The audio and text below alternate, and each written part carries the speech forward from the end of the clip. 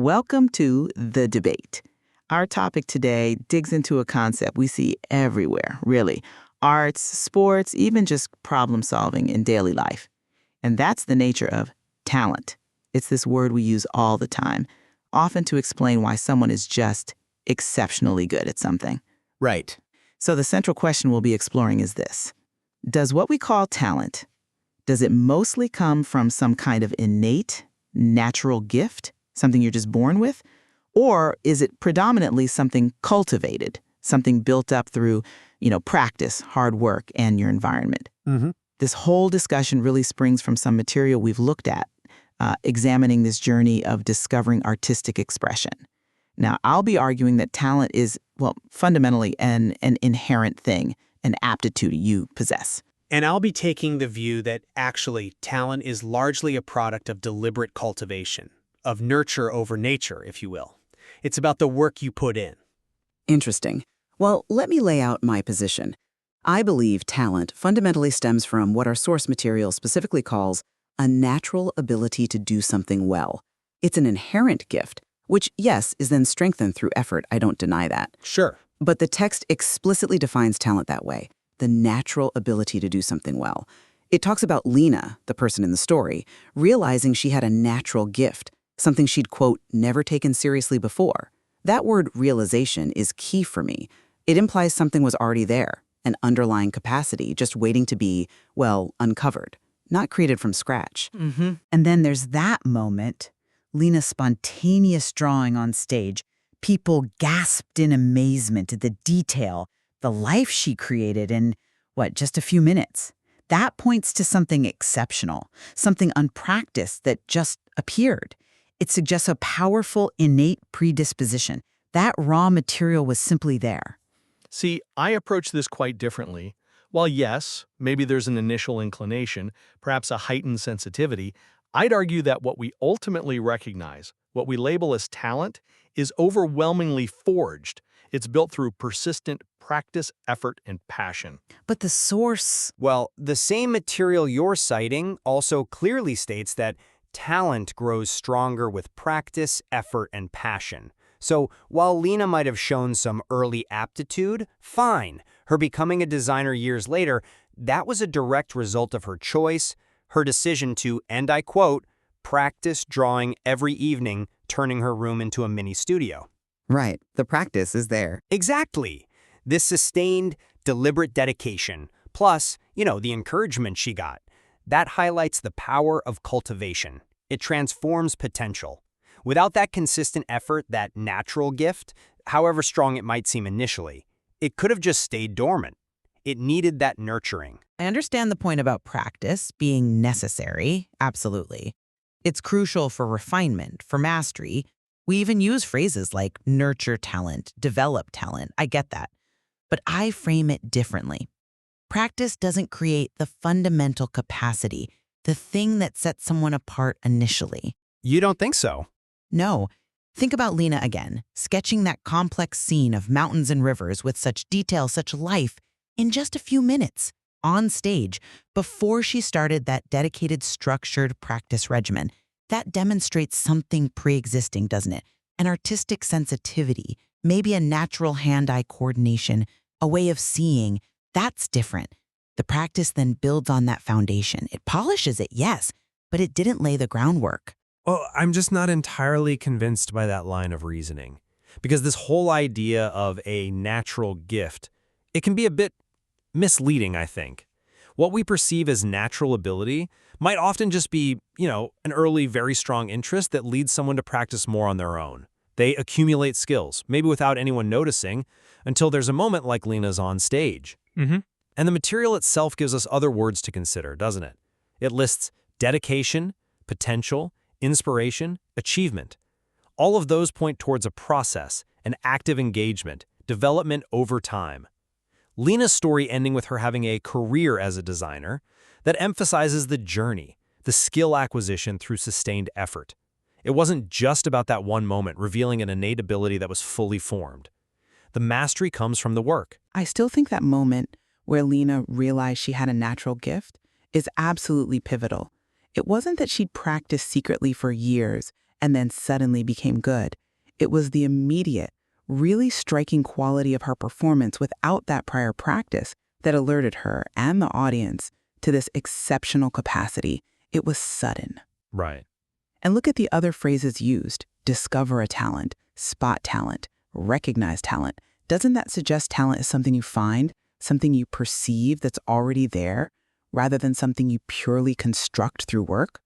The audience's amazement, it implies something unexpected almost, well, beyond just effort, something intrinsic. That's a fair point about discovery, and I see why you emphasize that moment. But couldn't discovery just be the moment someone identifies a strong interest or a skill that's just starting, which they then choose to cultivate? It's like finding a spark, sure, but you still need to build the fire. Mm-hmm. The material insists that talent grows stronger with practice, effort, and passion. Now, if it only needed to be discovered, why put so much stress on its development? Why does it need to grow stronger?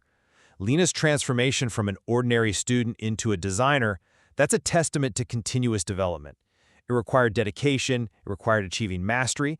That doesn't sound like just unveiling something already complete. Even a strong, natural leaning needs a huge amount of work to become real, recognized talent. Her setting up that studio, practicing every night, that speaks volumes about intentional effort, not just letting a gift unfold on its own. Okay, but if it's purely about cultivation, purely the work, how do you explain those people who seem to reach a really high level with significantly less apparent effort or in less time than others? If it's just about putting in the hours, the deliberate practice, what accounts for those differences in the rate people learn or the seeming ceiling some people hit? Lena's drawing was amazing because it was unpracticed. It wasn't just okay, it made people gasp. That strongly suggests her starting point was qualitatively different, not just her later dedication. That inherent capacity allows for faster growth, maybe a higher potential. I don't think those observations necessarily contradict my view.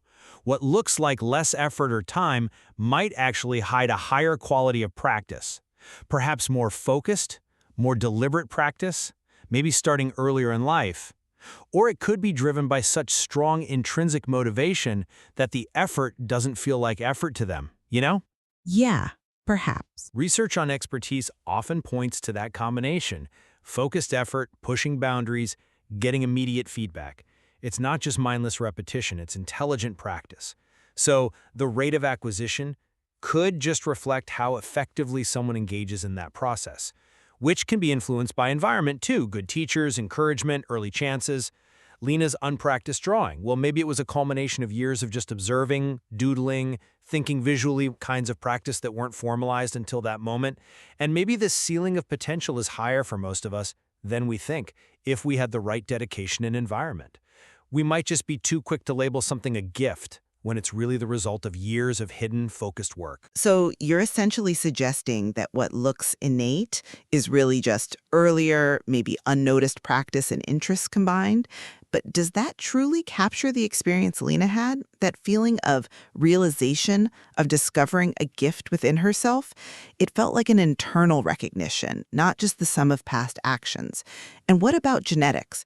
We're learning more about how genetic predispositions can influence things like cognitive abilities, motor skills, even creativity.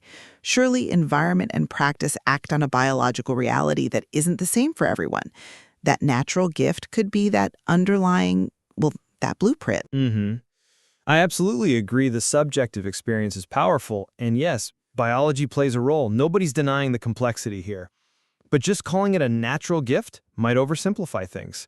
That internal awakening you mentioned, maybe that's the moment where a predisposition finally meets the right opportunity and, crucially, the dedication to develop it. It's the spark that lights the fuse of will, the will to cultivate. When the material keeps emphasizing that talent grows stronger with practice, effort, and passion, it really shifts the focus, doesn't it? From something static you inherit to something dynamic that evolves. Even with the genetic advantage, it rarely turns into top-tier talent without huge environmental support and just relentless personal investment. We might start with different raw materials, sure, but it's the work, the craftsmanship, the dedication, the smart practice that shapes it into something truly impressive. Without Lena choosing to make that studio, choosing to practice daily. That natural gift might have just been a nice story about something that happened once on stage, not the foundation of her career. So, to summarize my position then, while practice and effort are clearly indispensable for refining talent, for bringing it to full expression, the very essence of talent, as it's described and shown in our material, really lies in that natural ability, that natural gift. Lena's story, for me, illustrates the discovery of that inherent capacity, which then became the unique foundation for everything she achieved later. Practice unlocked it, maximized it, but didn't create it. And I'll summarize by maintaining that while yes, individuals might have different starting points or inclinations, the impactful manifestation of talent, especially reaching the level of a career of genuine mastery, is predominantly shaped by conscious, consistent practice, dedication, and passion. Lena's journey really underscores that active cultivation, the commitment over time, and how much the environment matters in nurturing that growth. It's the sustained, intelligent effort that truly transforms potential into something exceptional that we can all see. Well, both viewpoints certainly highlight the complexity here, don't they? Understanding how skills, gifts, these natural abilities, how they all weave together to shape someone's path.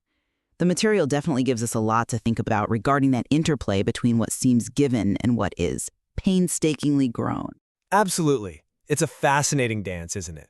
Between potential and dedication. And often the most interesting part is how they work together, how they synergize. Thank you for joining us on The Debate. We appreciate your insights and hope our listeners continue to think about these ideas. Thank you. Always good to explore these kinds of nuanced topics with you. Goodbye.